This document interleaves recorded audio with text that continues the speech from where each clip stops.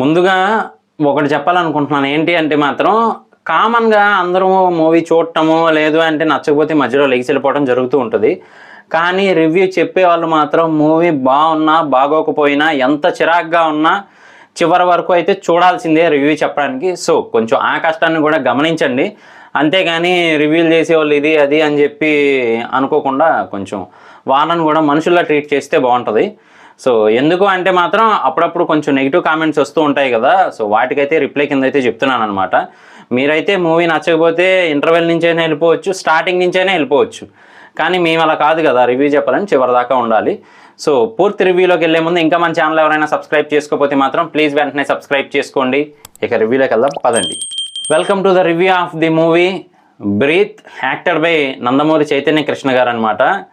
So, ఈ movie అంతా కూడా మనకి రన్నింగ్ కామెంటరీ టైప్లో అయితే వస్తూ ఉంటుంది. అంటే మూవీ ఎలా ఉంది భయ్యా అంటే మాత్రం జస్ట్ కాసేపు వెయిట్ చేయండి చెప్పేస్తాను. సో, రన్నింగ్ కామెంటరీ వస్తూ ఉంటుంది అనమాట. అంటే ఆయన అక్కడ కూర్చొని లేదు అంటే ఏదో పని చేస్తూ ఉన్నప్పుడు ఆయన డైలాగ్స్ చెప్పరు, బ్యాక్గ్రౌండ్ నుంచి డైలాగ్స్ వస్తూ ఉంటాయి అనమాట ఆయనయే. సో, అలాగే ఇంకా యాక్టింగ్ అవన్నీ మీకు తెలిసిన విషయమే, నాకంటే ఎక్కువగా మీకే తెలుసు ఆల్రెడీ. సో, ఇక మూవీ విషయానికి వస్తే మాత్రం మూవీ బాగుంది. కరెక్ట్గా వినండి, మూవీ బాగుంది. స్టోరీ లైన్ అనేది చాలా బాగుంది. అంటే హాస్పిటల్స్ గురించి, అవి జరుగుతున్న విధానాల గురించి బాగా అయితే చూపించారని చెప్పొచ్చు డైరెక్టర్ గారు. స్క్రీన్ ప్లే కూడా చాలా గ్రిప్పింగ్గా ఉంటుంది. అంటే మనకి ఉత్కంఠభరిత సన్నివేశాలు కూడా ఇందులో ఉన్నాయన్నమాట మూవీలో. సో, చాలా బాగా తీశారు డైరెక్టర్ గారు అయితే. స్క్రీన్ ప్లే విషయం కూడా మనం అసలు చెప్పక్కర్లేదు. అలాగే బ్యాక్గ్రౌండ్ మ్యూజిక్ కూడా బాగా మెయింటైన్ చేశారని చెప్పొచ్చు. అంటే మనకి కొన్ని థ్రిల్లింగ్ గాను, లేదు అంటే కొంచెం మనకి టెన్షన్ పుట్టించే టైప్లో అక్కడక్కడైతే సీన్స్ ఉంటూ ఉంటాయి అన్నమాట. సో, అవైతే క్యారీ చేసుకుంటూ వెళ్ళారు మ్యూజిక్ ద్వారా. అలాగే మెయిన్ ప్లస్ పాయింట్ కూడా మ్యూజికే, బ్యాక్గ్రౌండ్ మ్యూజిక్ మెయిన్లీ. అలాగే మిగతా ఆర్టిస్టులు కూడా చాలా వరకు అయితే న్యాయం చేశారనే చెప్పచ్చు. బాగుంది మూవీ అయితే మాత్రం ఓవరాల్గా. ఆహాలో అయితే మాత్రం మనకి ప్రజెంట్ స్ట్రీమింగ్ అవుతూ ఉంది. మెయిన్ కాన్సెప్ట్ ఏంటి అంటే, ఒక పర్సన్ అంటే మంచి విఐపి పర్సన్ ఎవరైనా కానీ ట్రీట్మెంట్ కోసం వస్తే, లేదా ఆ పర్సన్ని చంపాలి నెమ్మదిగా, అది కూడా ఒకేసారి కాదు కదా. సో, నెమ్మదిగా మెడికల్లో చంపాలి అంటే మాత్రం స్లో పాయిజన్ టైప్లో అయితే ఇస్తూ ఉంటారనమాట. వాళ్ళ తినే ఫుడ్లోనే, అలాగే తాగే డ్రింక్స్లోనే తెలియకుండా వీళ్ళే కలుపుతూ ఉంటారు. ఆ దగ్గరలోనే అంబులెన్స్ను కూడా రెడీగా పెడతారనమాట. అంటే బ్రీత్ అనే హాస్పిటల్స్ గురించి మొత్తం అంతా కూడా. సో, దగ్గరలోనే ఉంటారు అంబులెన్స్తో రెడీగా. వాళ్ళు కళ్ళు తిరిగి పడిపోవటం, లేదు అంటే కార్డియాక్ అరెస్ట్ లాగా వచ్చేలా చేయటము, నెమ్మదిగా ప్లాన్ చేసి ఆ ఫుడ్లో కలిసిన తర్వాత వాళ్ళకి ఎప్పుడైతే ఆ ప్రాబ్లం వస్తుందో ఈ అంబులెన్సే ఎవరో ఫోన్ చేసినట్టయితే వెళ్ళి పికప్ చేసుకొని హాస్పిటల్లో జాయిన్ చేస్తారు.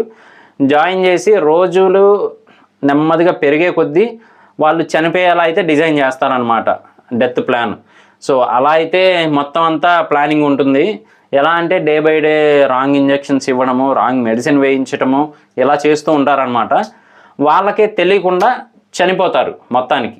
అది కూడా న్యాచురల్ డెత్ టైప్లో అయితే ప్లాన్ చేస్తారనమాట. అంటే సడన్గా చనిపోయారంటే డౌట్ వస్తుంది కాబట్టి డే బై డే వాళ్ళకి ఏం ప్రాబ్లమ్స్ ఉన్నాయో తెలుసుకొని అవి ఇంకా పెరిగేలాగా వీళ్ళైతే మెడిసిన్ డిజైన్ చేయటము అవన్నీ చేస్తారనమాట.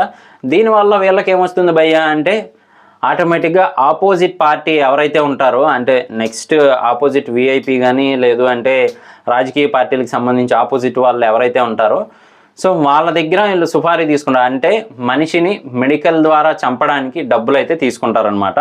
ఇంత అని చెప్పి డీల్ మాట్లాడుకొని, అది కూడా తక్కువ కాదు, కొన్ని కోట్లల్లో అయితే మాట్లాడుకుంటారు. సో, అలా మాట్లాడుకొని ఆ విఐపీలని డే బై డే నెమ్మదిగా చంపుతూ ఫైనల్గా అయితే డెత్ కన్ఫర్మ్ చేసేదాకా తీసుకెళ్తారనమాట. సో, ఇంత ప్లానింగ్ అయితే జరుగుతూ ఉంటుంది.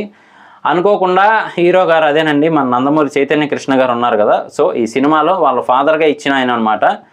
ఆయన అయితే మొత్తానికి సీఎం, కానీ ఆయన చనిపోయేలాగా ఆపోజిట్ పార్టీ వాళ్ళ దగ్గర అయితే మనీ మాట్లాడుకుంటారు. అది కూడా 1500 కోట్లకి.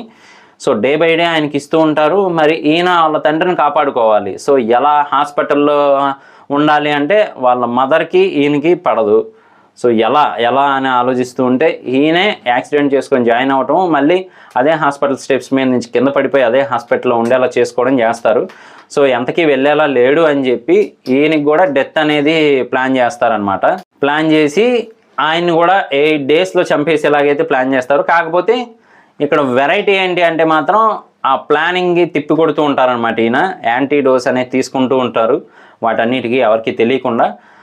ట్విస్ట్ ఏంటి అంటే ఎవరైతే ఆ ప్లానింగ్లో ఉంటారో ఆ డాక్టర్స్ అందరూ కూడా చనిపోతారు. ఎలా ఏంటి అనేది స్టోరీగా పెట్టారు. అలాగే ట్విస్ట్ బాగా మెయింటైన్ చేసుకుంటూ వెళ్ళారు. కాకపోతే గెస్సింగ్ అనేది కొంచెం ఈజీగానే ఉంటుంది, రివ్యూ చేసే వాళ్ళకైతే తెలిసిపోతుంది. సో నేనైతే ఎక్స్పెక్ట్ చేశాను ఇతనే అయి ఉంటాడు అని చెప్పి. సో అదే జరిగిందనమాట. మొత్తానికి ఆ డాక్టర్స్ అందరినీ చంపి ఆ హెడ్ ఎవరైతే ఉంటాడో ఆ హెడ్ మీదకే మొత్తం అంతా తోస్తారనమాట, ఈయనే చేశాడు అనే టైప్లో.